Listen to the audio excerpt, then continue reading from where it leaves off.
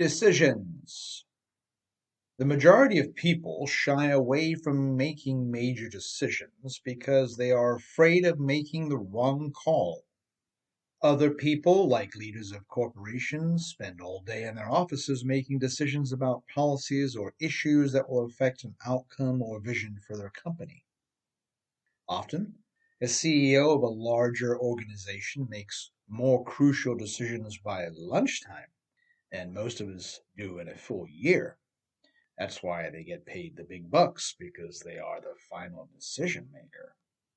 Ironically, the President of the United States, who is often considered the most powerful man in the world, makes vital decisions about the direction of an entire nation and signs trade agreements that may affect the entire world's global economy. However, this leadership seat, sitting in the Oval Office in the White House, breaks the rule of the bigger the decision-making requirement, the bigger the paycheck. Surprisingly, the president's $400,000 annual salary isn't that much compared to an average-sized company CEO's. However, waking up each morning knowing that you are the most powerful person in the world kind of outweighs that, don't you think? I digress again. Back to everyday life. Business owners have to make daily decisions when faced with a plethora of products and services being solicited from visiting salespeople. Every salesperson an average business owner encounters claims that only their product can help their business, right? Often, smaller business leaders are overwhelmed and make the decision to wait and do nothing, which in itself is a decision. Whether we make a solid decision that involves signing something or committing to something, or if we decide to do nothing and embrace the safer decision of status quo, a decision has been made. Not making a decision feels warm, fuzzy, and safe, but you might have made a poor decision for your business by doing nothing. I have an emphasis bar here, and it says making decisions cannot be avoided. Deciding to do nothing and not making a decision is still a decision. Why do some folks get so anxious when it comes to decision making? Well, the answer is because decision making can be quite powerful.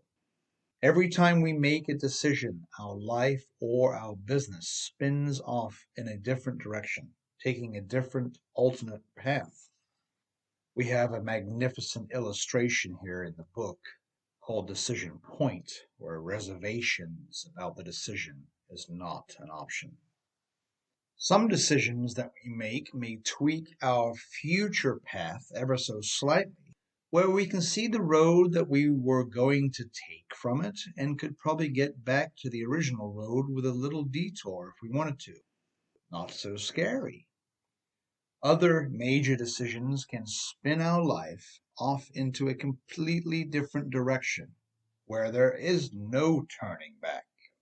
Impossible to get back to where we came from. These heavier weighted decisions shape our destiny and can be a little frightening. This soon-to-be middle-aged man here writing this book has put himself at ease over the years by embracing the art of the decision-making challenge, by following a process. This critical thinking thought process gives me peace of mind and goes something like this. When I am faced with any major decision, I ask myself, how would my life be better if I made a decision today? And how would my life be worse if I didn't make this decision today? I tend to ask myself, do the benefits moving forward outweigh staying put or doing nothing? I wonder, if I decide to do nothing, what will my future look like? If I change something, what will my future then look like? Whichever decision has the brightest future and most benefits, I go with that decision and sleep peacefully at nighttime. To squash the fear of making the wrong call, I ask myself, what is the absolute worst case scenario if I were to make this decision? Once I have a clear picture in my mind of this event, I ask myself, how would I deal with it? The worst case scenario. I then pretend that the worst case scenario has indeed happened and visualize a plan for it. Once I make my actual decision that I've been thinking about, if the outcome turns out to be anything less than the worst case scenario, I consider it to be a blessing because things could have been a lot worse. This realm of thinking gives me less anxiety and peace of mind. Most people don't think this way and agonize over the thought of what will happen if we make the wrong decision. We can combat this fearful way of thinking by asking, so what? And reminding ourselves people make mistakes. We're all human, right? If we make a mistake, we must own up to the consequences. If something goes unexpectedly awry because we made a poor judgment call, we must stand up to the masses criticizing us and say to them, look here, people, I made the call. I didn't predict this outcome would happen because of it, but I made the call and I own it. There is no one to blame but me. The critics will respect your accountability. Then, as the leader, we make another decision to get things back on track. On occasion, another decision is necessary to fix a problem that a previous decision created, and we simply need to start over with the decision-making process. And the emphasis bar here, it says every decision that we make affects our future in some way. Here is an example showing the power of a fairly common decision. Statistics suggest that most people that further their education meet their spouses in college. So when we think about this decision a little deeper, when we are in high school, deciding on school colors, class size, and tuition costs, we are indirectly creating the path and the future incubator that would eventually form the faces, eye color, and the personalities of our future children. Pretty deep, huh? It is true. But we're not thinking about that when we're 17, were we? Disclaimer. Assuming you get married and have children and that you're into that kind of thing. Just a subtle point here to show you the consequences of a familiar decision. If we decide not to go to college, obviously we will not meet our spouse at college, but we will eliminate the chances of living out our early 20s with a dual college educated income lifestyle.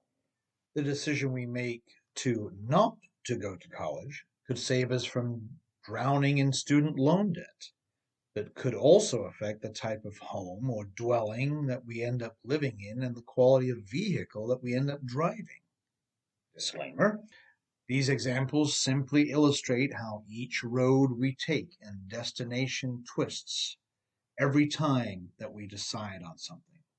I am well aware that one doesn't have to have a college degree in order to make a great living in your early 20s. When it comes to parenting or making decisions on how to raise our children, we are actually influencing the type of person or child that our child will turn out to be. For example, let's say a parent or guardian chooses not to enforce the responsibility on their child going to classes in high school and just lets their child stay home for whatever their child's excuse of the day turned out to be. Fast forward to the future, that same kid, now a young adult, calls off work all the time or takes too many sick days. Their unreliable trait essentially causes the young adult to lose job after job, annoying all their bosses and managers. The sidestepping of their responsibility of showing up to work puts them in a poor financial position where they can't afford to purchase a nice home or drive a decent car due to their unstable life choices.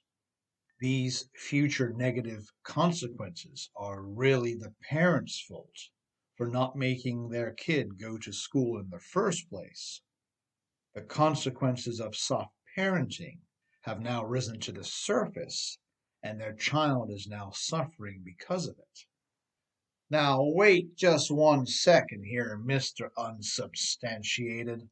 Are you saying that we are responsible for everything that happens to our lives, even to the people around us, our own kids?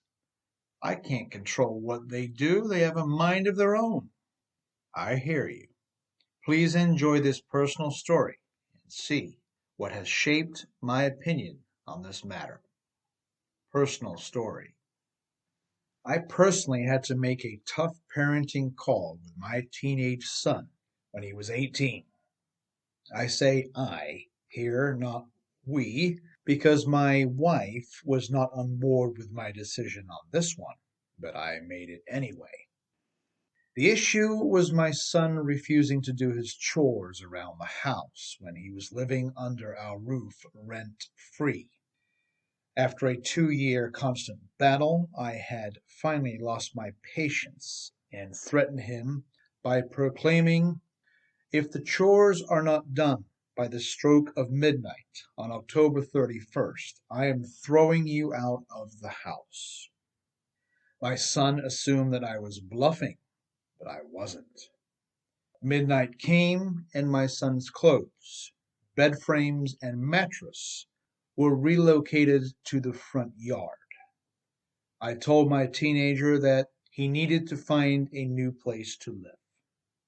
His mother was totally against my decision, and my son knew that, so he would occasionally send pictures of himself sleeping in the back of his car in the middle of a cold November's night, attempting to tug on the heartstrings of his mother's love. I was not fazed by the ongoing manipulation and stood by my decision. I knew I was teaching a young man about life's responsibilities. Personal story continued. 1 year later, my son had to swallow his pride and asked me if he could temporarily stay in the house for a while. I agreed and asked him if we were clear on the chore responsibilities. He replied, "Crystal." My message had been received. I believe that when you have a job to do, you do it. And when you are being paid to go to work, you show up. Here is how the story ties in with decision making and consequences. 4 years later, that same son now owns his first house as a 22-year-old young man. And last year, he received an award from his construction company for the most reliable employee. Hearing this as a father made me very proud. My thoughts turned to my grandfather, born in 1909, who, from what I understand, never missed a day of work. He was the foreman at a quarry, and one day an accident occurred during a blasting of a mountainside. A large piece of shattered rock flew towards him as he was filming the event and hit my grandfather in the head, cracking his skull open. He was rushed to the hospital with his head bleeding profusely. The following day, after the incident, the crew thought they were finally going to get to enjoy a day without the boss, my grandfather, breathing down their necks. A truck rolled into the parking lot, and out steps my grandfather with a big white bandage around his head. He didn't feel he had any reason to take a day off work. The crew looked up in amazement as he uttered the words, "Time to get to work, man." In my very personal story here, who, in your opinion, earned the award for my son? Yes, it was my son that made it to his job site at 7 o'clock in the morning every day for a year straight, sometimes working 16-hour days. But indirectly, it was my grandfather's principles about work ethic that influenced my son's behavior, channeled through me. 80 years prior, my grandfather made a personal decision to show up for work every day. As a young boy myself, I got wind of this story and chose to emulate that same philosophy into my adult working life. The message, in turn, trickled down to my son, and today he thinks just like me. My grandfather and I both had a hand in the most reliable award for my son. The consequences of our past decision making had now risen to the surface like a rippled domino effect. Unfortunately, my grandfather never had the opportunity to see the power of his decision and consequence from the grave, but he had an integral hand in the outcome. If my son ever has a child, I often wonder what parental guidance and advice he will share with his offspring. Will the principles of work ethic live on to the next generation, or will they die on the vine? There is long-sustaining power in every decision that we make. I have an emphasis bar here. The more decisions that we make, the better we become at making them. Our decision muscles get stronger with every decision that we make. In summary, once we learn to accept the consequences of our decisions, whether they go well or not so well, the decision process becomes easier. The more that we learn from our mistakes, from earlier decisions, the more skilled we become in making future decisions, thus limiting the chances of making the same mistakes. The more we embrace decisions, the stronger we will become at making them. Don't be hasty in making decisions. Analyze the facts and think about the situation for a while. Never make an emotional decision without sitting on it for a few days. Emotional decisions have the most regret attached to them if our decision turns out to be the wrong one. Unsubstantiated advice from a middle-aged man about decisions. Be bold. Have the guts. Make that call and be willing to accept any immediate or long-term consequences that comes along with your decision. We must own it. Am I right about this? Or am I just half right? This concludes the decisions chapter in unsubstantiated advice about life from a middle-aged man. If you feel like you might be missing the full experience by not being able to see the illustrations in the book, please go to mybooksandvids.com. It'll show you all the links to all the sites to obtain the book. Please join us on YouTube for the next exciting chapter, Driving. This is Rich J. Tilley. Thanks for listening, everybody.